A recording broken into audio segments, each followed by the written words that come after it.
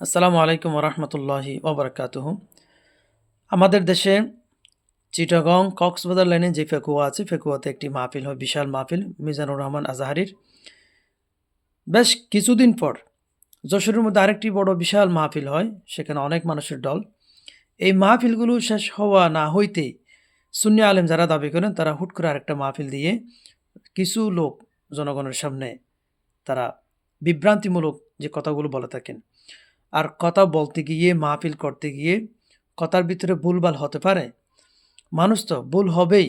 যদিও মিজানুর রহমান আজাহারের কোনো কথা যদি ভুল ত্রুটি হয়ে থাকে, যদি ভুল হয়ে থাকে, ওই কথাগুলো তারা সুন্নি আলেম যারা আছেন তারা এই কথাগুলো টানাহেঁচড়া করে মুখ চিরে গাল ভেঙ্গি, মুখ ভেঙ্গি এসব কথাগুলো বলতে থাকেন, যে বলতেছেন। এই কথাগুলোর মাধ্যম দিয়ে কি কখনো ইসলামকে জয় করা যাবে? মানুষকে দাওয়াত দেওয়া যাবে? মানুষকে ইমানের পথে আনা যাবে? বেঈমানকে ইমানদার বানানো যাবে? মানুষকে আমলদার বানানো যাবে? কক্ষনো যাবে না। এগুলো আদৌ ঠিক না। আপনারা একজন আরেকজনের পিছনে যে লেগে উঠে পড়েন, আপনাদের এই জ্ঞান দিয়ে, এই মস্তিষ্কের এই ভালো জ্ঞান দিয়ে আপনাদের কি এগুলো দিলের মধ্যে আসে? আপনারা যখন ভুল ধরতে পারবেন, যেটা সুন্দর হয় নাই, এটা সঠিক হয় নাই, এটা ভুল হয়েছে, তাহলে আপনারা ফোনের মাধ্যমে তাদেরকে জানান, অথবা আছে, ফেসবুক আছে, ইউটিউব আছে, সেখানে আপনারা মেসেজ করুন যে এইসব কথাগুলো কোরআনেও নাই, হাদিসেও নাই, এবং এই কথাগুলো ভালো হয় না, সঠিক হয় নাই, এটা সঠিক হয় নাই। আপনারা এভাবে জানান। আপনারাও কিছু লোক নিয়ে মাহফিল করবেন, সেখানে আপনারা গাল ভেঙ্গিয়ে টানাখেচড়া করবেন। এগুলোর মাধ্যম দিয়ে কখনো ইসলামকে জয় করা যাবে না।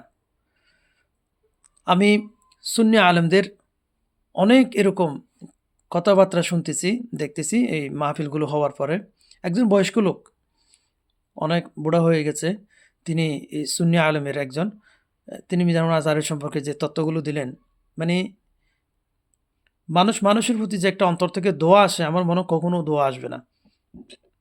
এমনভাবে কথাগুলো বলছে, খুব খারাপ লাগছে এরকম।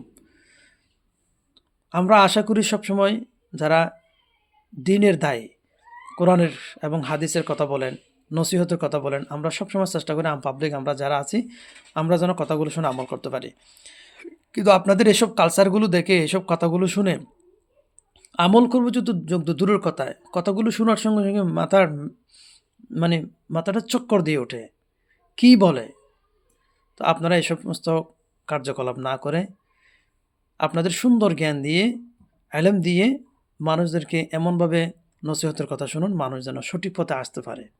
একজন আরেকজনের পিছনে না লেগে আপনারা সবাই একসাথে বন্ধুত্ব হওয়ার, একসাথে একামতের দিনকে টিকিয়ে রাখার সে চেষ্টা করুন। তো যে কথাগুলো বলছি, টুপিওয়ালা, দাড়িওয়ালা, সুন্নি, জামাত, যে যেভাবে আছেন না কেন, একজন আরেকজনের কথাগুলো টানাখেঁচড়া না করে ইসলামের দিনকে, কোরআন এবং হাদিসকে সুন্দরভাবে আলোচনা করে মানুষদেরকে দাওয়াত দিয়ে ইমানের পথে আনেন। এটা দুনিয়াতেও কল্যাণ, আখিরাতের জিন্দেগিতেও কল্যাণ। আর যে সমস্ত লোক ভুলভাল ত্রুটি নিয়ে টানাখেঁচড়া করবেন, মুখ চিরে গাল চিরে মুখ ভেঙে এসব কথাগুলো বলতে থাকবেন, এটা দিয়ে কখনো সমাধান হবে না। মনে রাখবেন, এটাও একটা আপনাদের জন্য দুর্ভাগ্য।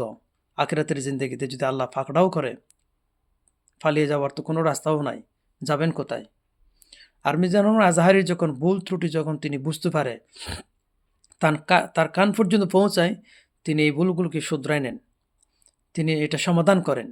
তিনি কখনো কারো পিছনে লাগেন না, তিনি কারো সম্পর্কে বাড়াবাড়ি করেন না, তার থেকে সেটা কখনো দেখিও নাই এবং শোনাও যায় নাই।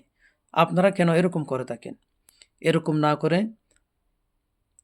কোরআন এবং হাদিস থেকে সুন্দর কথা বলুন। মানুষকে কিভাবে লাইনে আনা যাবে, মানুষকে কিভাবে সুন্দর ইসলামকে কান পর্যন্ত, তাদের দিল পর্যন্ত ঢুকিয়ে দেওয়া যাবে, কিভাবে আমলের কথাগুলো বলে তাদেরকে সঠিক পথে আনা যাবে, সেটা চেষ্টা করুন। তো যে কথাগুলো বলছি, আমাদের দেশবাসী সবাইকে বলবো, আপনারা হুট করে একজন আরেকজন পিছনে কিছু একটা শুনছেন, এটা সাথে সাথে শেয়ার করবেন না। আগে বুঝবেন, চিন্তা করবেন, ফিকির করবেন, এটা সঠিক কিনা, এগুলো যাচাই বাছাই করে তখন এটা শেয়ার করবেন। তো আল্লাহ তাআলা সবাইকে সঠিক সমঝ বুঝদান করুক। আমিন। আসসালামু আলাইকুম ওয়া রাহমাতুল্লাহি ওয়া বারাকাতুহু।